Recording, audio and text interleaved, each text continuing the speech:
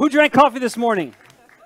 Yes, you and hundreds of millions of others like you around the world, which makes coffee arguably the most important discovery in the history of humankind. Today, coffee is the second largest traded commodity in the world, second only to crude oil. It's the second most popular drink in the world. Water's number one, and it's been credited with ushering in the Age of Enlightenment. Yet, 95% of the roasted coffee in the world is 100% old, stale, and dead. Okay, today I would like to talk about coffee.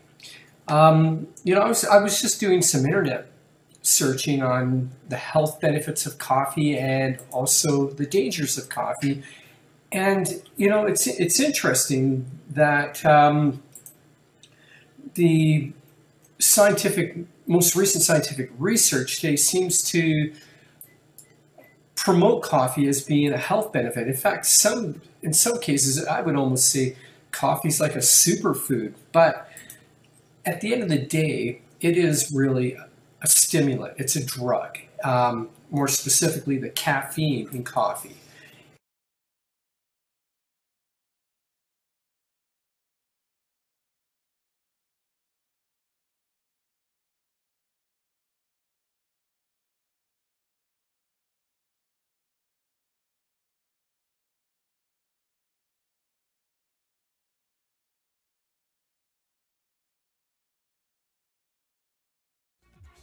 Wake-up call. Coffee is not God's gift in the morning. It is poison.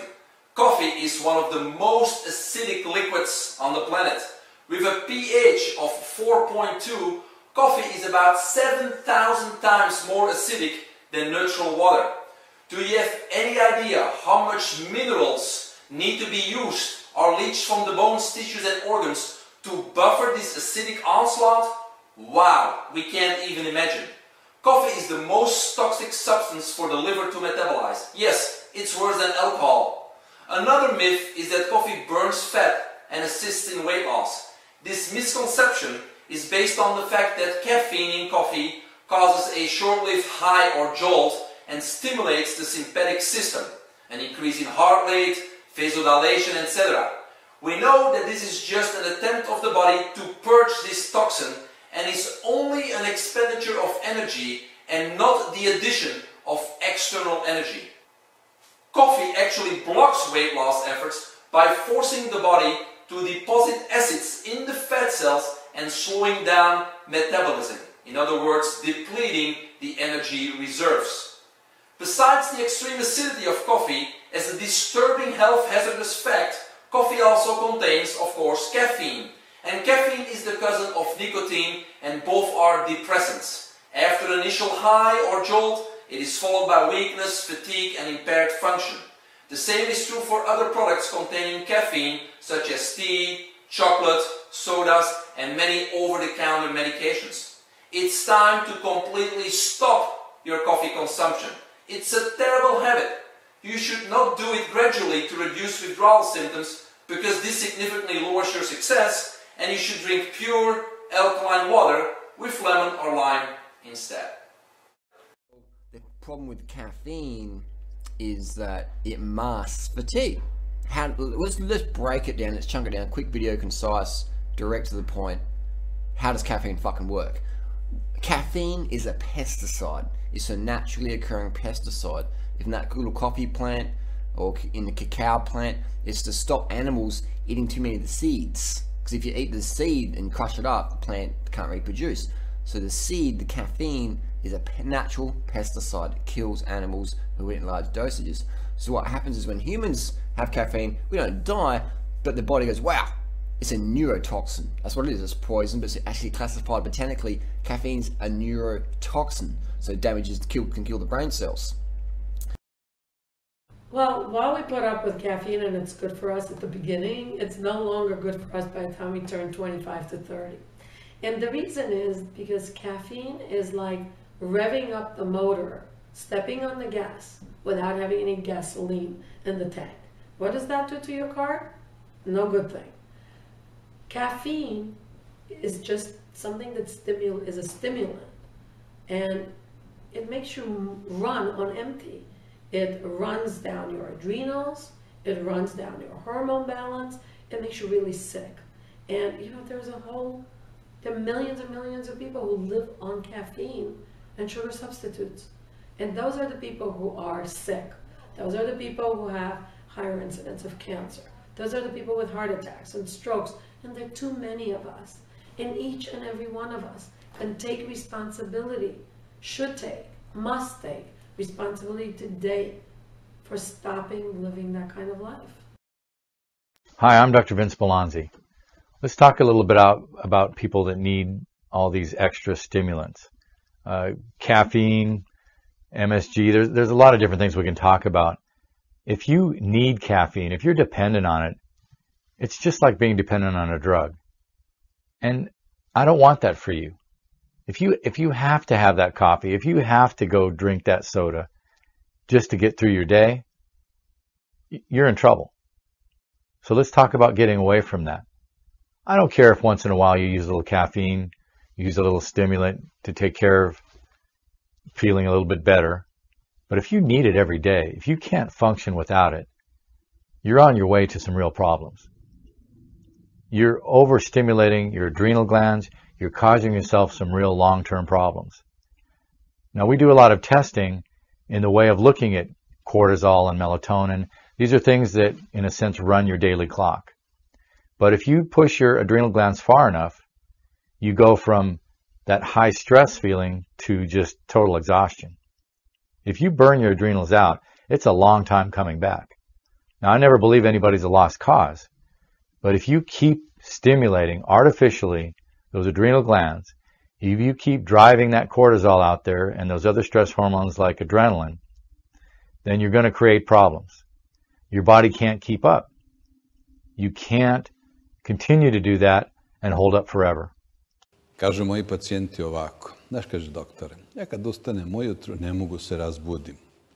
Pripalim cigaretu, ništa, a onda odem, iskuvam 2, znaš, domaćinske kafe, uz to popušim 3 cigare i probudim se. Šta je to? Šta se događa?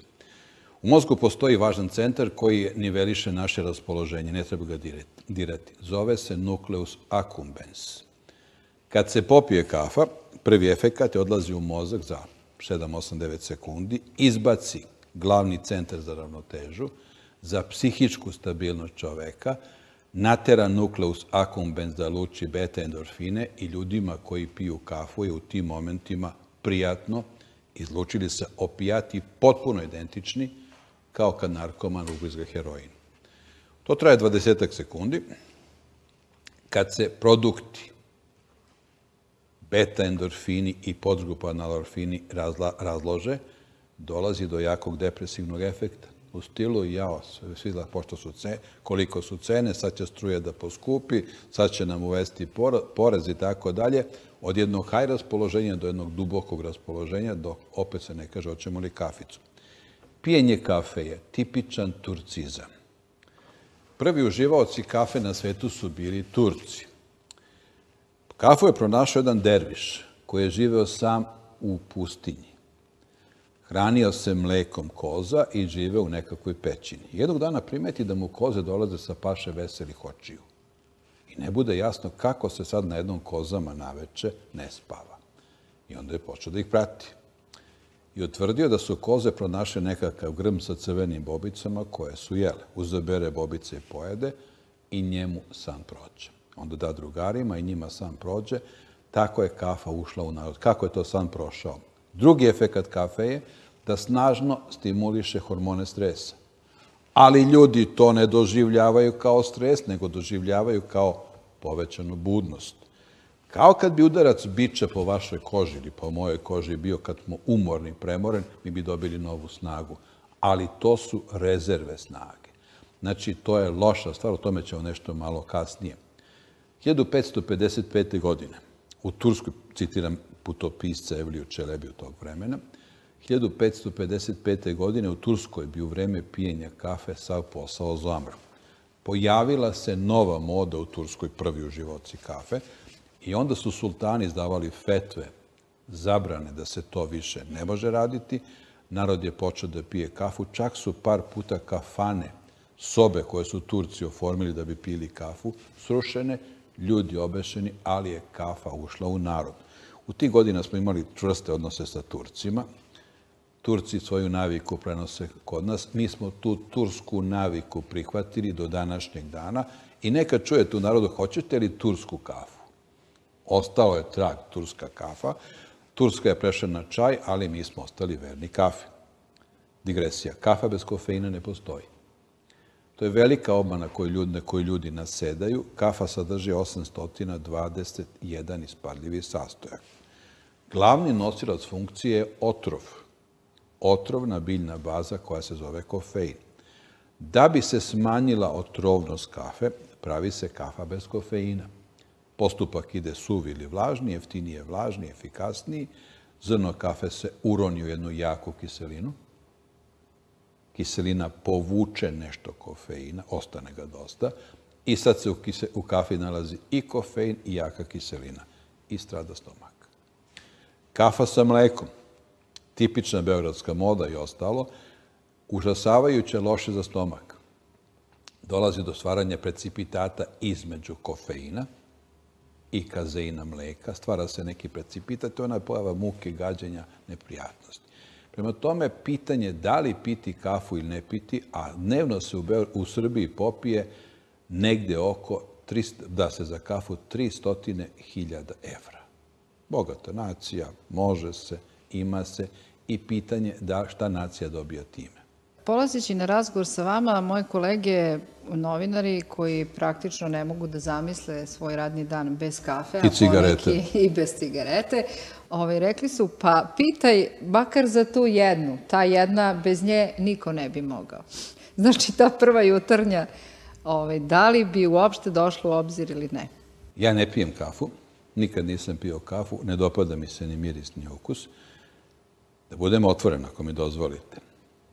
Citiram Kolumbija fakultet, znači nije to moje mišljenje. U svetu nauke kaže ovako, jako se malo ljudi bavi kafom.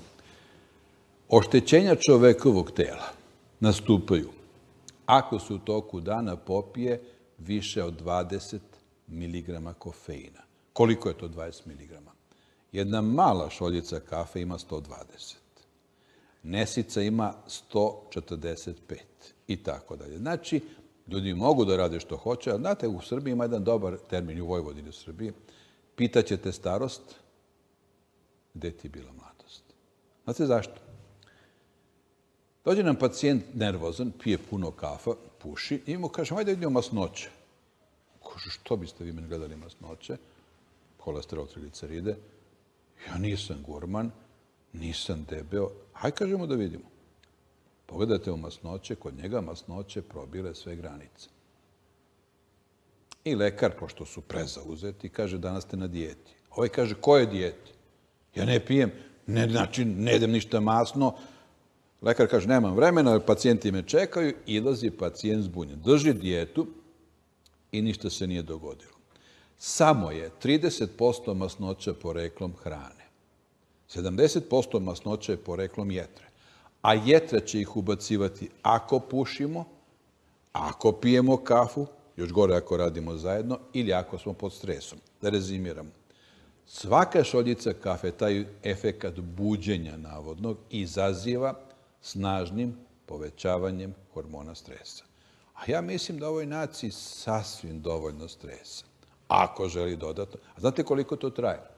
Jedna šoljica kafe ostaje u organizmu 68 do 72 sata. Znači ono što ja pišem u kardiologijama i tako dalje, tako da ako kolege gledaju mogu da pročitaju onu belu prošlu kardiologiju da dobiju više informacija. I svo vreme pravi štetu. Ali to je šteta diskutabilna, maskirana i ljudi kasnije ne shvataju da su lošim navikama trasirali put u bolnički krevet i problemi.